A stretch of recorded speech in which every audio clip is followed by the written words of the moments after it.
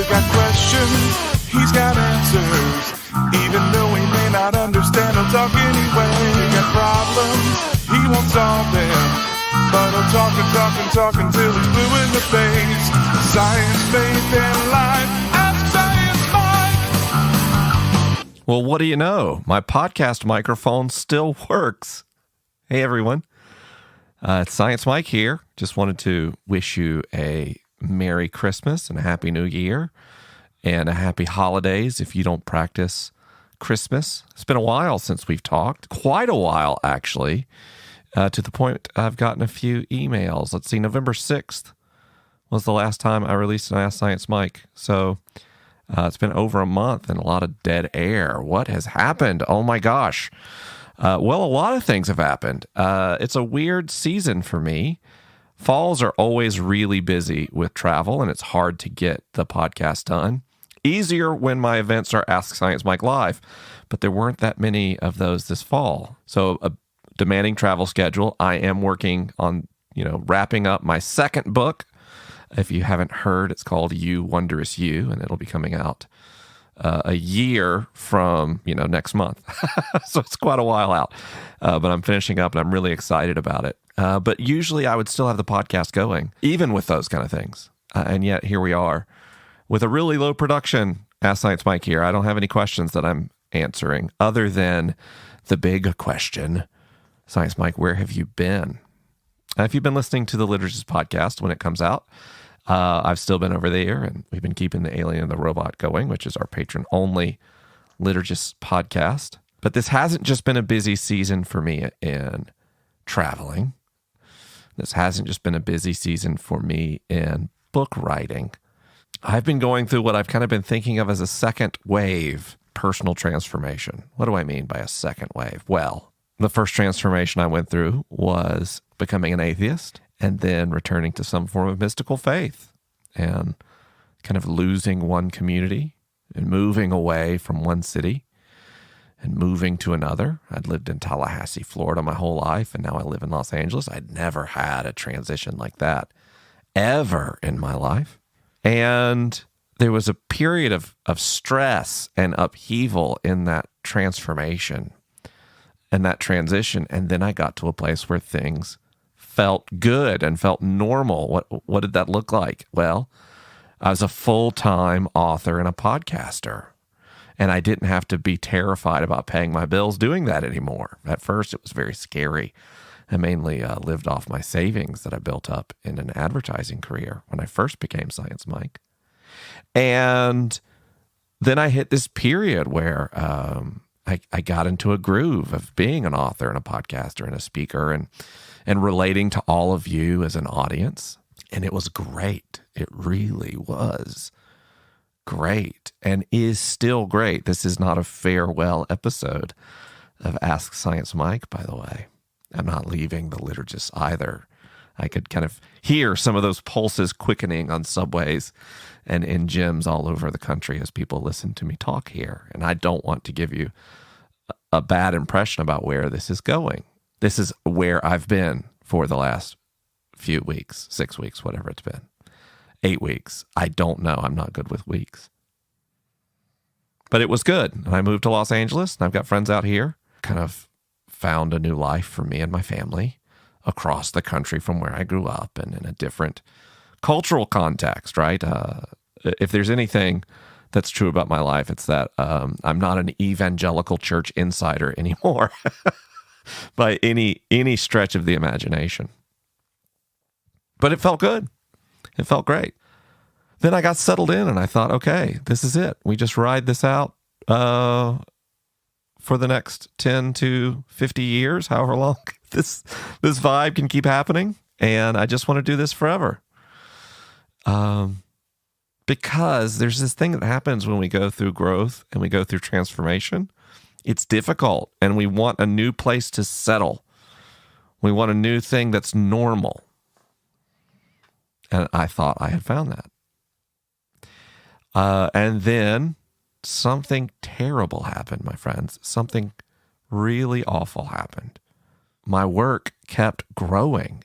This thing I do as Science Mike and the stuff I do with the Liturgist, it keeps getting bigger. So usually when I go into a room to talk to people, it's at capacity. Not always, but very often, probably 80% of the time or more, every seat in the room that can have a person in it has a person in it. Now that sounds wonderful, doesn't it? And in many ways, it is. But it also means a lot of people would like to see me and were unable to when you hit room capacity. It also means the reason so many people are in the room is because many, many more people, multiple times of people are listening to me when I talk on the internet. So hundreds of thousands of people listen every week to Ask Science Mike and to the Liturgist podcast. Every week, hundreds of thousands, sometimes millions. In just a week, millions of people in just a week. And that generates, boy, a lot of weird stuff. It really does. So here's what I mean. When I first started podcasting, it was an audience of thousands of people. And when you have an audience of thousands of people, most people listen to most episodes and they follow your work over an arc or a journey. And it's wonderful having that relationship with people. But when the work gets bigger and friends tell their friends and their friends tell their friends and their friends tell their friends, some people come in and hear one episode of your work completely out of context of your larger body of work and then respond to that in some ways. That could be talking about it on social media. That could be looking up my contact information and sending me an email or mailing me a letter. And boy, people mail me a lot of letters. And what I begin to become aware of, gosh, is just how much I think of all of you. I know it's weird to hear my voice in your ears and to know that for most of you, we've never met. I've never seen your face. And yet I think so fondly of you. I realize that there's frequently things I tell you that I tell no one else. It's easier for me to talk to you about my life and my feelings and what I'm going through in many cases than it is for me to talk to my wife or my very close friends. I often say things on stage in the room with you I've never told anyone because I know the reason you follow my work is in some way you suffer too. In some way you feel lonely or rejected or lost or confused. And so we have this solidarity together, you and I. And at first, that's how it all was. But as the work has grown, the chorus of people who don't like what I'm doing has grown. It is still a tiny, tiny fraction of the messages that I receive in total. A tiny fraction of the messages I receive in total. But it's now thousands of messages telling me that my work is in some way hurting someone or in some way doing harm. And I don't have the psychology equipped to cope with that well. So what our work together has been is I'm kind of honest and vulnerable and open with all of you in a way that many of my friends who do public work say is not healthy. And so what I've learned is, as I tried to process all of the feedback I got from the public, it was becoming very destructive to my personal mental health. I started having some thoughts of suicide. I started struggling with some pretty severe depression.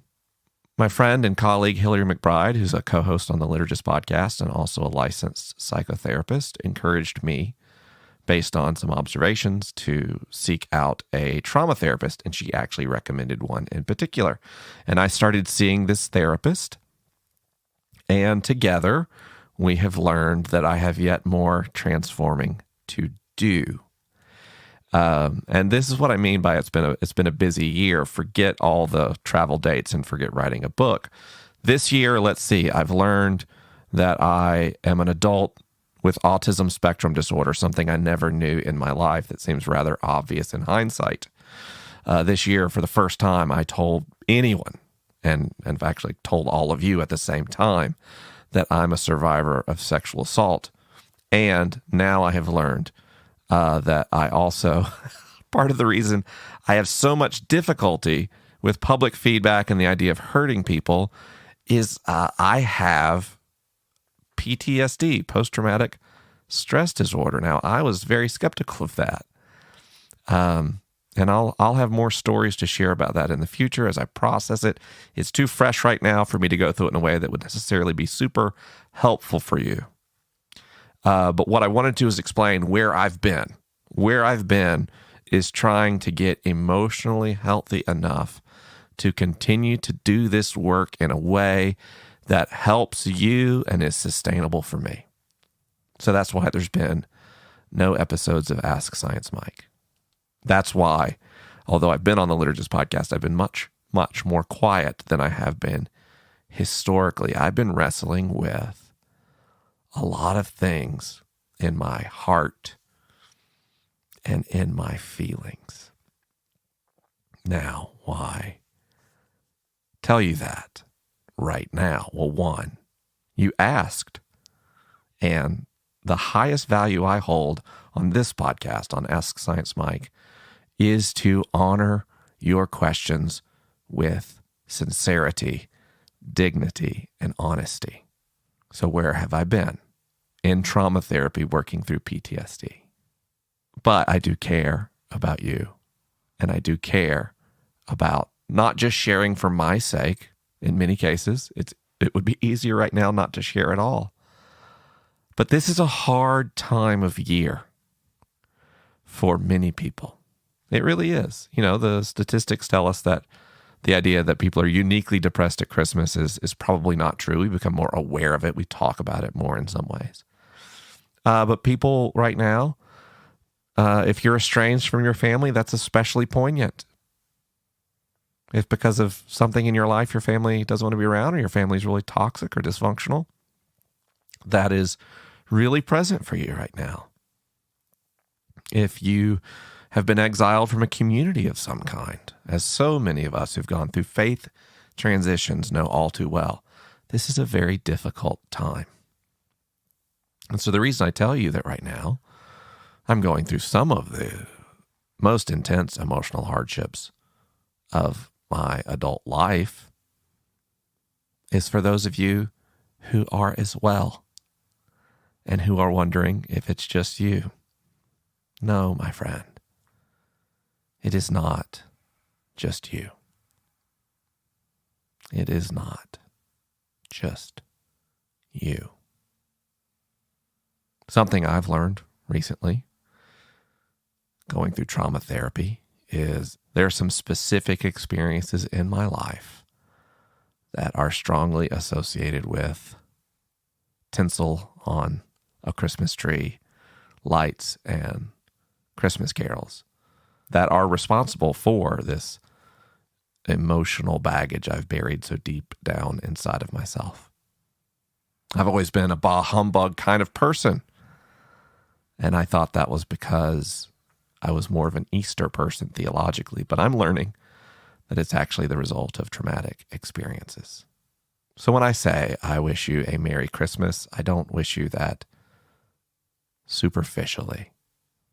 What I mean is that if you are surrounded by friends and family and community, that you take this season to relish that, to celebrate that, and connect with those people in a way that you never have before. But if you find yourself some way in pain or in exile, my Christmas wish for you is that you would know, in fact, you are not alone, and that you would be able to find a chosen family and a supportive community that can know you and can love you where you are today. That's it. That's what this episode is about. Lonely souls, maybe being just a little less lonely.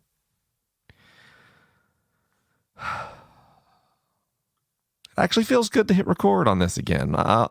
My goal, I can't promise it, but it's going to be my goal is after the new year to return with some normal Ask Science Mike episodes with your questions and my best researched answers. We'll get that going again in January. If not January, certainly in February. In the meantime, there's two things I'd like to tell you about very much. And the reason I want to tell you is because the rooms I go to are so frequently sold out. So if you want to see me, I'd like for you to have that opportunity. I'd rather you, my listeners here, get the first chance to see me when I travel. So I'm putting on an event with Homebrewed Christianity and the Rewilder podcast called The Cosmic Campfire. Some of you joined us for our book club. And that's going to be like a deep conversation about science and faith and philosophy, deep ecology, cosmic origins, human evolution, and personal transformation with an incredible lineup of thinkers and contributors. And that is going to be February 1st and 2nd in Chapel Hill, North Carolina. You can go to cosmiccampfire.party. That's real, cosmiccampfire.party to learn more about that. And then February 10th in Atlanta, I'm going to be part of something called Theo Ed. And that's going to be, kind of a TED-style presentation of some ideas. Who will be there? Well, I'll be there. Diana Butler-Bass will be there. Pete Enns will be there, and Patrick Reyes will be there. So that's a pretty amazing lineup that I'm a little surprised that I am on. And right now you can use the code EARLYBIRD for a discount when you register. So those are two things coming up real soon, which is why I know it's weird to have such a sincere thing for the first part of the podcast, but this is a sincere announcement, if you will. Because those things are coming up in January. And I want you, Ask Science Mike listeners, to have the first shot at attending those things. So believe me when I say I wish you the merriest of Christmas seasons and a truly happy new year. And I'll talk to you in 2019.